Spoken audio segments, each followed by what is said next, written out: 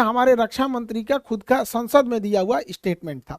और वहीं Chinese media इस पर एकदम चुप है। जब चाइनीज पिटाते हैं सब ना तो एकदम चुप हो जाते हैं। आपको याद होगा जो जून 2020 पिटाया था, 6 महीना बाद बोला था कि हाँ हम लोग पिटा गए। वो सब इतनी होता है, सब आके भाज रहा था, सब मार यहाँ पे लाठी लाठी का पार फाड़ दिया सब चाइनीज सबका। चाइना वहां से भाग निकला और अभी चाइना कुछ नहीं बोल रहा है। अपनी जनता का ध्यान भटकाने के लिए ये कभी ताइवान के ऊपर अटैक करता है, कभी ये भारत की ओर। अभी इसके जो फाइटर जहाज थे सब वो कई बार उत्तराखंड के पास में मडराने लगे। सब उत्तराखंड के पास मडराने के भी कई रीजन है। उत्तराखंड में अभी भारत और अमेरिका की सेना यहाँ बहुत करीब नंदा देवी पर्वत के पास आकर चाइना के पास युद्धाभ्यास की। इसीलिए वो अपने ड्रोन को, और उसने सबसे बड़ा जो बमवर्षक जहाज बनाया है S-20 ये बमवर्षक जहाजों को भारत के सीमा के पास उड़ाते रहता है।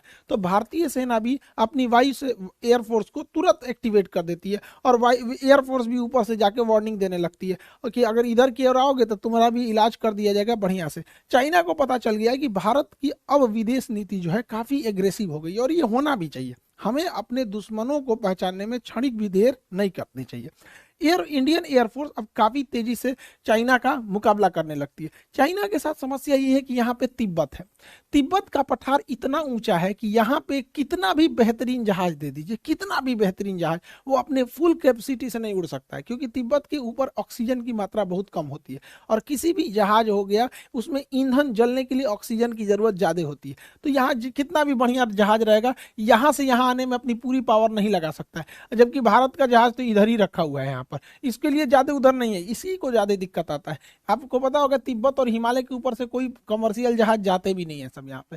तो इंडियन एयरफोर्स काफी एग्रेसिव में इसमें आगे बढ़ रही है। लेकिन चाइना इसे अन्य जगहों से घेरना चाह रहा है, पाकिस्तान के सहारे घेरना चाह रहा है, इधर मलक्का के सहारे, इधर तंजानिया के सहारे, तंजानिया के साथ इधर से मलक्का को इधर से, और ऐसे चारों ओर से चाइना भारत को घेरना चाह रहा है। हालांकि भारत भी इससे अब काउंटर अटैक के मूड में आ गया। भारत अपने वायुसेना की ताकत को लगातार बढ़ा रहा है। एयर बेसेस को भारत बढ़ाया जा रहा है। अभी गुजरात में दीसा एयरबेस का शिलान्यास किया गया। यह एयरबेस बहुत जरूरी था। दीसा एयरबेस कहाँ है उससे पहले आपको पाकिस्तान के एयरबेस का आइडिया होना चाहिए। पाकिस्तान का इधर का एरिया है बलूचिस्तान, इधर उसके दुश्मन कम है अफगानिस्तान है, तो उसमें अफगानिस्तान के पास कोई उतना टेक्नोलॉजी ही नहीं है। और उसका ज्यादातर एयरबेस अगर आप देखेंगे तो ये भारत की ओर मिलेगा। ये उसने पाक ऑक्युपाइड कश्मीर है, पीओके पे कब्जा कर लिया यहाँ पे।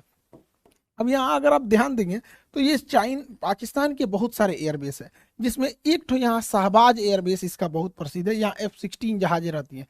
शहबाज एयरबेस, सुकूर एयरबेस, यहाँ पर मीरपुर एयरबेस, ये 3 एयरबेस पाकिस्तान के बहुत ही फ्रंट लाइन की एयरबेस है भारत को आगे की ओर काउंटर करने के लिए। और एक कश्मीर के पास में आया स्कार्दू एयरबेस। ये एग्जाम में क्वेश्चन पूछते हो भैया स्कार्दू एयरबेस कहाँ